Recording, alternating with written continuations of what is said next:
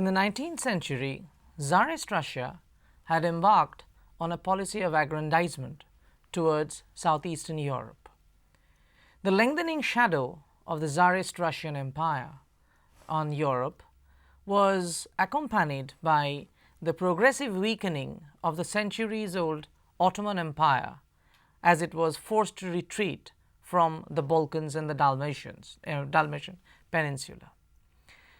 The Eastern Question essentially refers to the series of international crises generated by Ottoman decline, steady Russian advance, and the attempt of the European or the other European powers to somehow prevent the disintegration of the Ottoman Empire, which would allow the Russians to move closer to the Mediterranean Sea.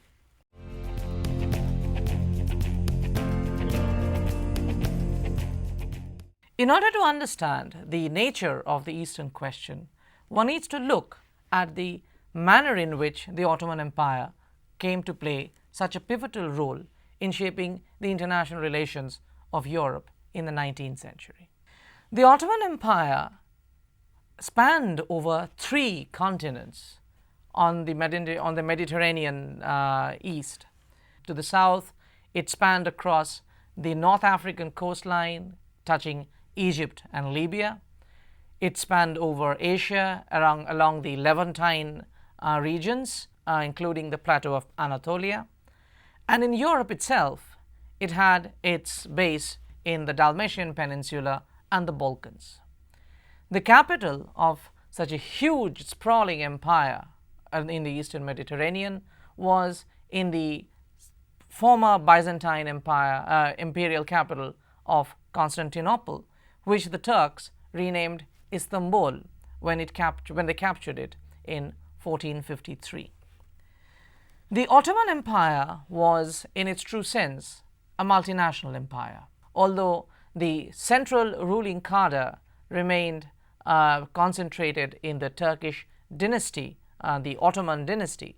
Nevertheless, the various component nationalities and ethnicities of the Ottoman world came to sort of have some kind of a partnership in running of this empire, which basically meant in Africa it was the Arabs and the Berbers, in Asia the Arabs and the Turks, and in Europe it was the Balkan peoples such as the Serbs, the Croats, the Albanians, the Bulgarians, the Romanians, and the Greeks.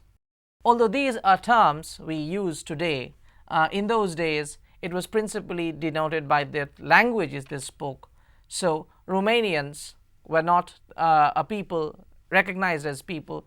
They were principally people living in the principalities, for instance, of Moldavia, Wallachia, and Bessarabia. The various provinces of the Ottoman Empire were governed by the individual traditional elite of these regions. As a result, the partnership more or less flourished for a fairly long period while the Ottoman Empire was expanding. The defeat at the gates of Vienna in the 17th century marked more or less the end of the Ottoman imperial expansion. Thereafter, the Ottoman Empire in Eastern Europe, Southeastern Europe, was basically hanging on for as long as it could till it was eventually pushed out. The process of decline of the Ottoman Empire, properly speaking, began in the 18th century because of changing economic realities around the Mediterranean as commercial revolution began to push the older ways of doing business out of the market. And the Ottoman Empire, which had been for such a long time an important trading destination for European manufacture, began to shift its character. Towards the end of the 18th century, this led to a gradual disintegration, internal crumbling as it were, inside the Ottoman Empire, and was accompanied by the growing desire of Tsarist Russia to move southwards. And the basic condition of the Eastern Question emerging was primarily to do with the Ottoman attempt at stalling Russian expansion and also preventing its own disintegration. The first major reverse in Ottoman scenario is to be noticed essentially in the year 1740, long before Russia had actually embarked south. In 1740, the Ottoman Empire, which was unable to maintain a major naval presence in the Eastern Mediterranean anymore, decided to reach out to France. They signed a treaty under which France was to come forth and give it some kind of military security in the Eastern Mediterranean, in return for which France was to gain privileged commercial position in the Ottoman Empire. For all practical purposes, this was the beginning of Ottoman dependence on foreign powers, Ottoman dependence specifically on European powers for its own survival.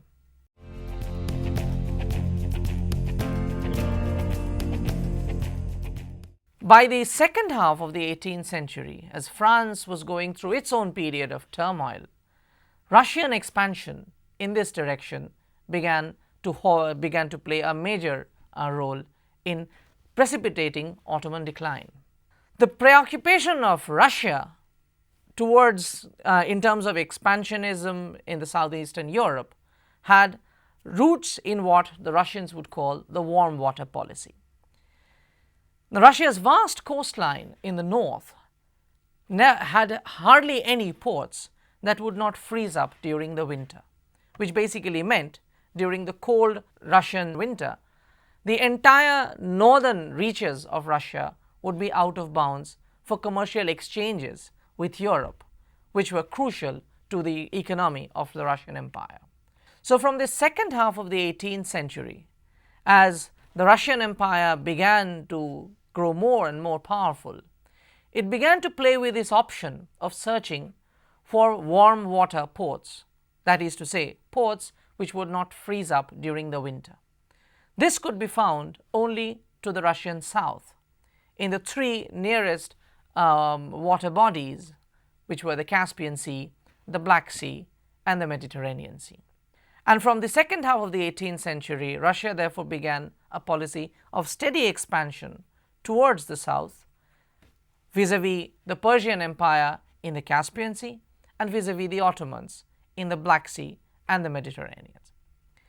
For Russia, in terms of their warm water policy, the preferred alternative was direct military conquest of the concerned regions. And Russia, in fact, embarked on such a policy of conquest vis-a-vis the Kingdom of Persia in the Caspian regions.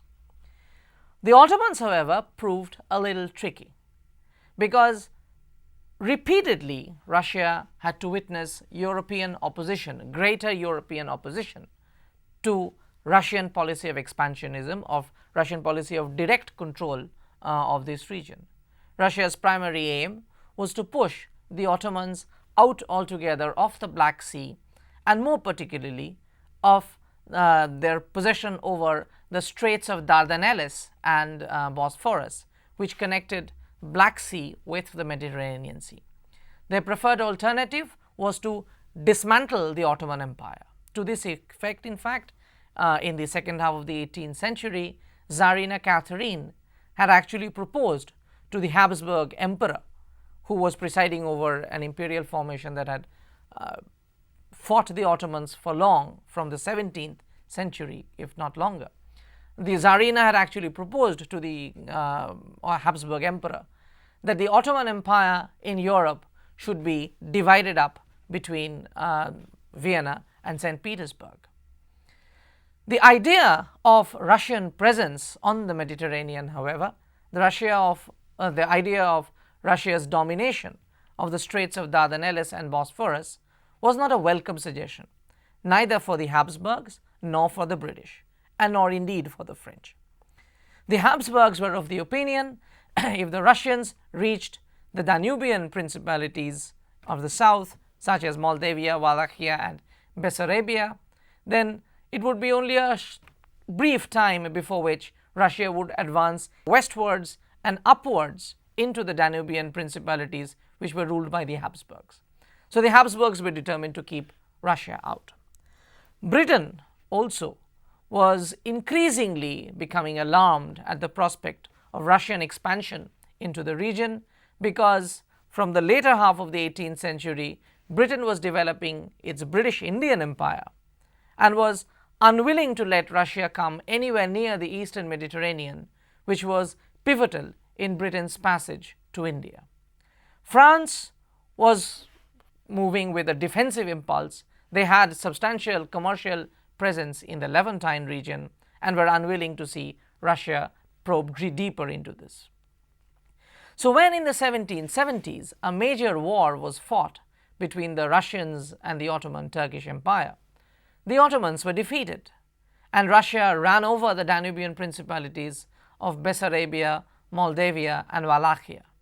But they had to, under international pressure, leave this region. The Russians left, however, with a codicil.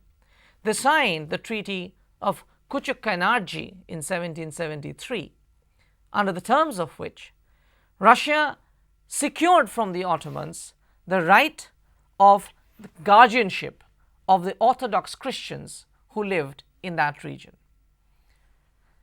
which basically meant that if there was to be any Ottoman interference in the lives of the Orthodox Christian subjects in the region, Russia could intervene, and Russia could actually then use this as a further foray into the Ottoman Empire. Thereafter, the affairs of Europe occupied the minds of everyone as Napoleon knocked hard into the Ottoman Empire in the south in the 1790s and the early 1800s. And for a time, the Ottoman Empire was left undisturbed by Russia. It had now to look after its defense vis-a-vis France. By the second half, by the 1820s, as the Napoleonic Empire crumbled and France became a pale shadow of its former self, the Ottoman Empire, in fact, began to lean closer to a more aggressive Russia.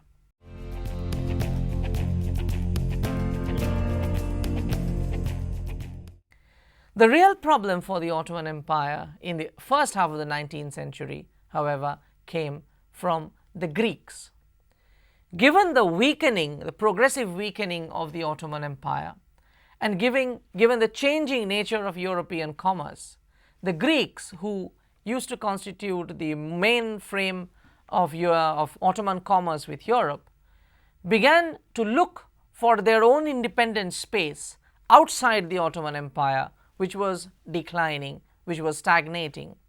And they began to look to the West as their natural economic partners. By the 1820s, the Greek merchants were keener to move towards Europe, and they began to fund secret societies that would ultimately work for Greek independence. The most important of these societies was, for instance, the one known as Etairia Filica, which was triggered by a team of 3 Greek merchants, spreading national consciousness among the Greeks. By the early 1820s, there were a number of Phanariot leaders who began to associate themselves with the Etairia Filica, and in 1822, a full-fledged demand for autonomy, independence, or at least autonomy for the Greeks within the Ottoman Empire. This the Ottomans were determined to subdue. So Muhammad Ali Pasha from Egypt was given the brief of subduing the Greek demand for independence. Pitched battles were fought before Russia decided to intervene, claiming to defend the rights of the Orthodox Christians that the Greeks were. Using the proviso of the Treaty of Kuchuk-Kainarji, Russian intervention turned to be fairly decisive in the first phase of the battle.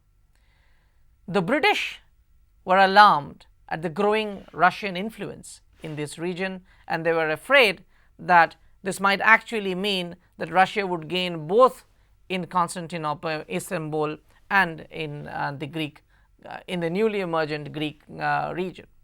So Britain also began to intervene, and so did France, to such an extent that in the to the late 1820s, at a time when the Egyptian fleet of Muhammad Ali Pasha was almost about to subdue the entire Greek demand for independence, British and French intervention prevented a decisive Ottoman victory.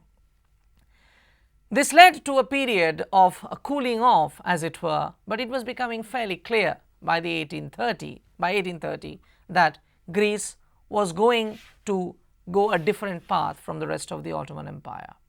In 1831, Russian intervention in favor of the Russian mediation in favor of the Greeks was almost about to bring the Greeks an autonomous status within the Ottoman Empire, which alarmed London and Paris. So Britain and France began to push for a demand that the Ottoman Empire should ultimately allow Greece to break away from it, and Greece was to be set up as an independent state.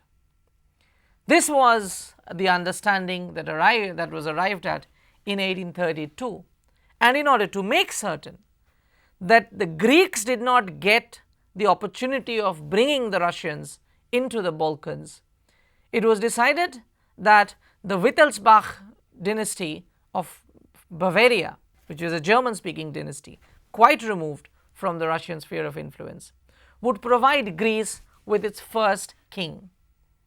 So in 1833, when the independent state of Greece came into being, it was headed, ironically, not by a Greek, but by a German-speaking prince. So even as the Russians were being made to withdraw by Anglo-French pressure, the Ottoman Empire signed the Treaty of Unkiar-Skelessi with Russia. This was to prove a crucial development, because there were two dimensions to the Treaty of Unkiar-Skelessi.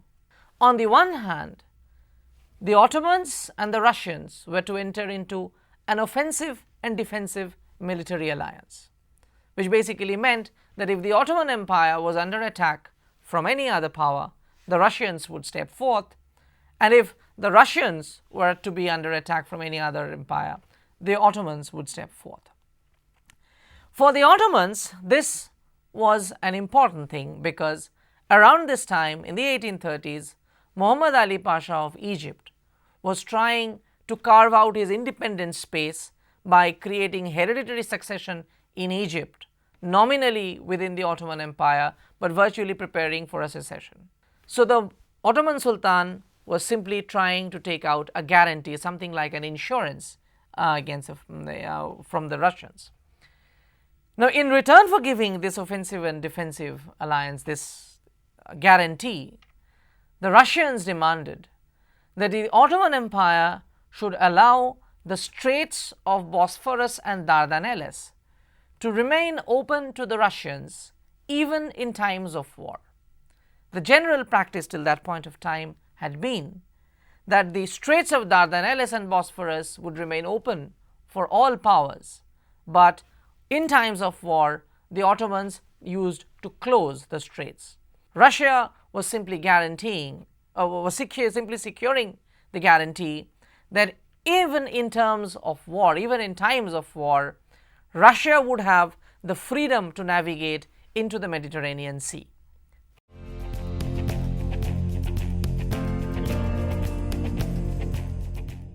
The period between 1832 and 1850-53 was one of turbulence in the Ottoman Empire, because all through the 1830s, the Ottoman Empire had to struggle with its own protege in Egypt, Muhammad Ali Pasha. And there were several occasions when the differences almost came to the verge of conflict. Towards the closing years of the 1830s, in 1839 to be precise, it was the possibility of a conflict that pushed the Ottomans to seek Russian support once again. When Muhammad Ali Pasha forces of Muhammad Ali Pasha ran over Levantine Asia, the entire region between Aleppo and Damascus, and established his control, the Ottoman Sultan, in a bid to fight him back, decided to bring in Russian troops. 20,000 Russian troops were promptly dispatched to the aid of the Ottoman Sultan. Alarmed by this prospect, the British and the French intervened. They demanded of the Sultan that the Russian forces should be pushed out, or the Russian forces should be asked to withdraw. In return, they volunteered to mediate between the Ottoman Sultan and Muhammad Ali Pasha.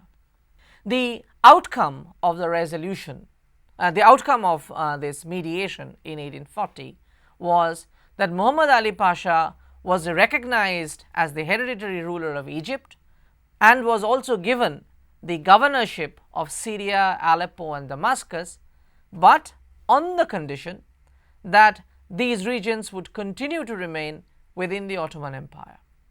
The British and the French further pledged to uphold the unity and integrity of the empire.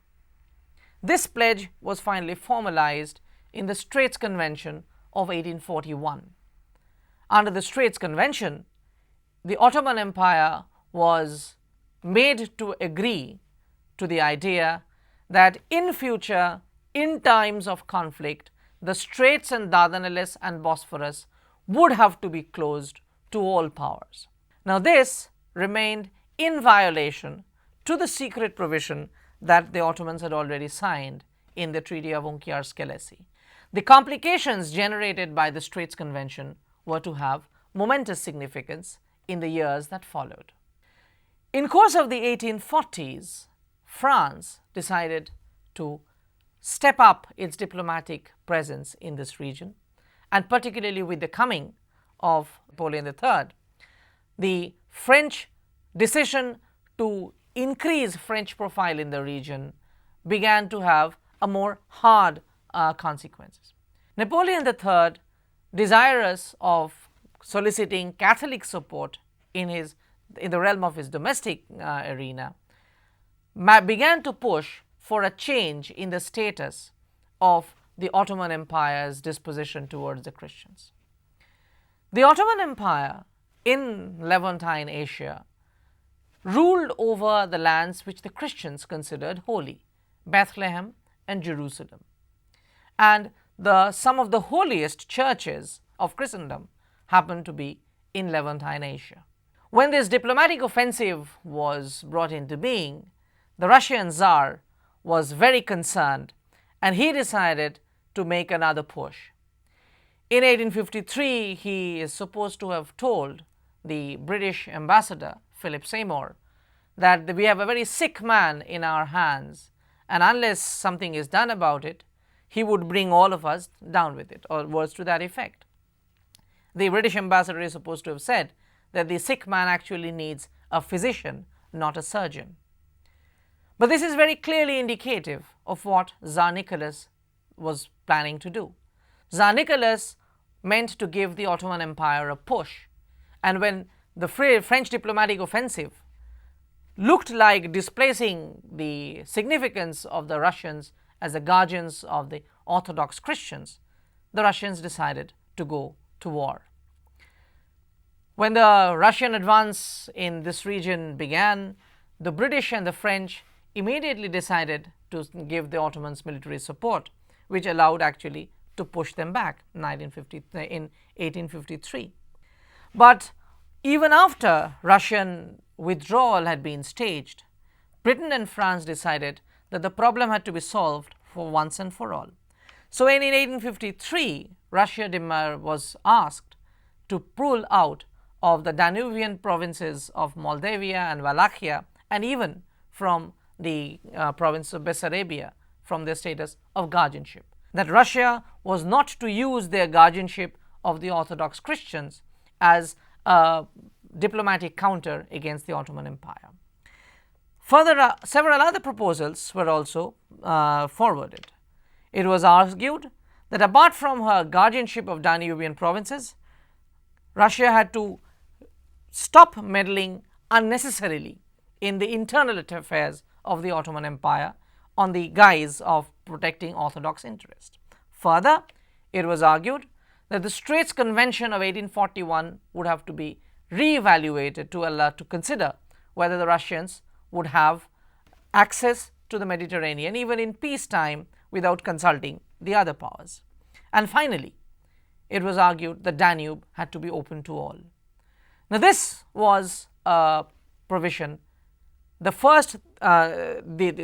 last provision Russia could live with, but the idea of re-evaluating the Straits Convention and also stop interfering in the lives of Orthodox Christians were provisions that Russia could not stomach.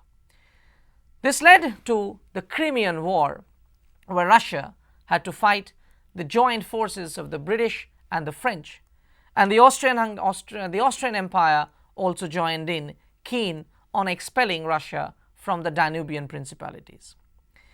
In 1856, when the war came to a close, it framed more or less the Treaty of Paris in 1856 framed more or less the terms on which the Eastern question was to turn from this point of time. One of the most important provisions of the Treaty of Paris at the end of the Crimean War was to bring about demilitarization of the Black Sea region. That is, none of the powers were allowed to have a naval station in the Black Sea region. Since no one but for Russia had a naval presence in the region, it was basically an urging the Russians to move out of the Black Sea.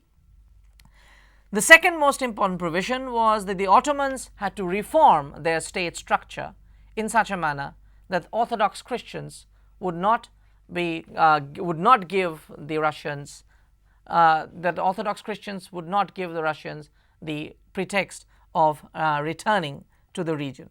The last provision of Russian pulling out of Danubian principalities was also indicative that in future Austria-Hungary would have a major stake in the unity and integrity of the Ottoman Empire. From this point of time, the Eastern question